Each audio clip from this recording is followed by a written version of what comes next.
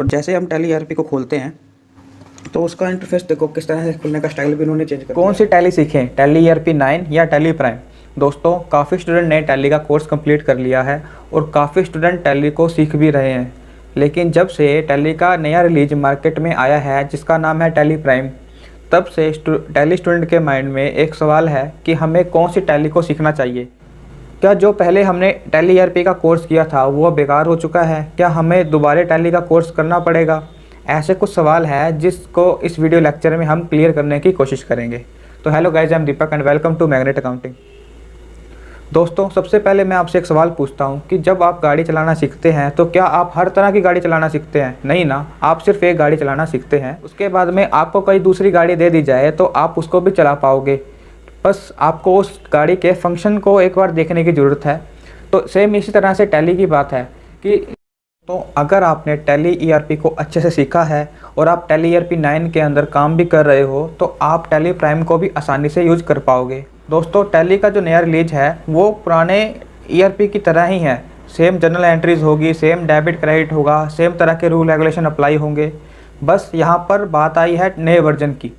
बस यहाँ पर सॉफ्टवेयर को अपडेट कर दिया गया है और टैली सॉल्यूशन ने अपने सॉफ्टवेयर को पहले से बेहतर बनाने की कोशिश की है। नए लोगो, नए पैटर्न और नए शॉर्टकट की के साथ इसको अपडेट किया गया है ताकि हमें काम करने में आसानी हो। तो चलिए हम इन दोनों वर्जन का कंपेयर करते हैं ताकि आपको समझ आ जाए कि कौन कौन से इसके अंदर चेंजेस किए गए हैं। तो पहला चेंज तो हमें टैली ईआरपी और टैली प्राइम के अंदर उसके लोगों का ही देखने को मिल गया है। पहले कैसे टैली दिखता था, प्राइम कैसे दिखता है। अब जैसे ही हम टैली को खोलते थे तो हमें कुछ इस तरह का इंटरफेस दिखता था जिसमें reactivate licence, activate licence, log in remote user, working in education mode इस तरह से दिखाता था। अगर हमने टैली को सीखने के लिए चलाना होता था तो वर्क इन एजुकेशन मोड पर क्लिक करते थे और जैसे ही हम उसके ऊपर क्लिक करते थे तो कुछ इस तरह से टैली का इंटरफेस हमें देखने को मिलता था, जैसे कि select company, create company, backup, restore. ये सब टैली ईआरपी के अंदर ऐसे होता था, जो कि हमारा पुराना वर्जन है। और जैसे हम टैली ईआरपी को खोलते हैं तो उसका इंटरफेस देखो किस तरह से खुलने का स्टाइल भी उन्होंने चेंज कर दिया है। थोड़ा प्रोसेस ले लेता है ये।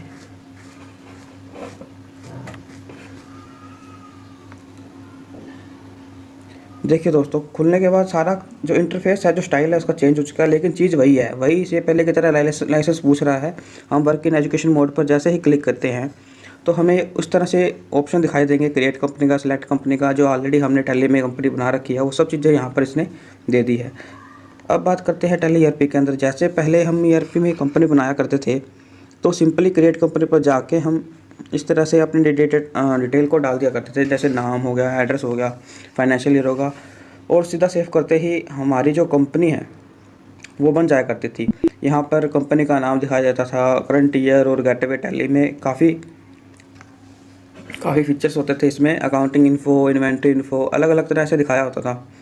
ठीक है, इन्वेंट्री इन्फो होगा, डे बुक की रिपोर्ट्स होगी, ये सब चीज़ें इसमें टैली गेटवे पे मिल जाता था। लेकिन जैसे टैली प्राइम आया है, इसमें सीधा क्रिएट का ऑप्शन पर जैसे क्लिक करते हैं तो यहाँ पे बहुत कम चीज़ें यहाँ पर शो की गई है कंपनी बनाते टाइम।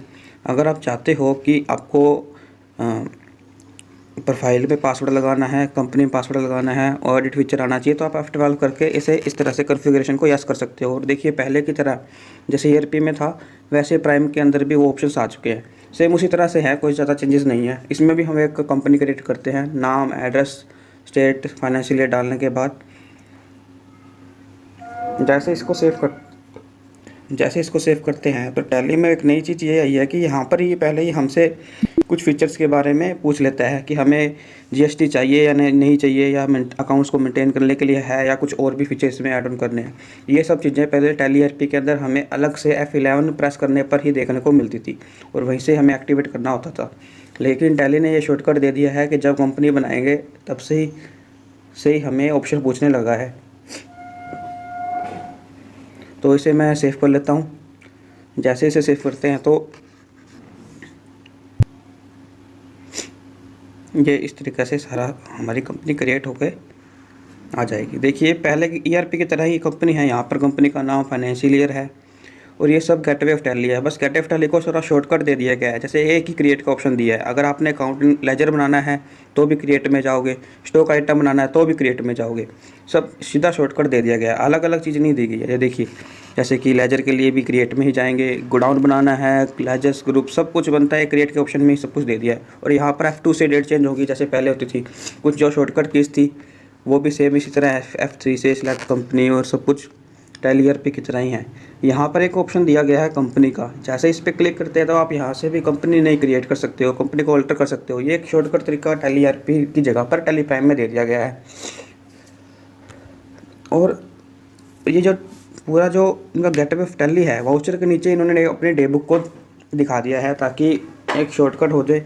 और वाउचर में जैसे ही हम एंटर करते हैं वही चीज़ सारी की सारी है। पेमेंट वाउचर वैसा है, रिसिप्ट वाउचर वैसा है। मैंने कहा था ना कि जैसे पहले एंट्रियाँ होती थी वैसे इसमें एंट्रियाँ होगी, इसमें कोई चेंजेस नहीं है, बस ये वर्जन अलग है। इसमें कोई शॉर्टकट तरीका दे दिया, कोई पैटर्न चेंज कर दिया है, बाकी सब चीज़ें सेम है।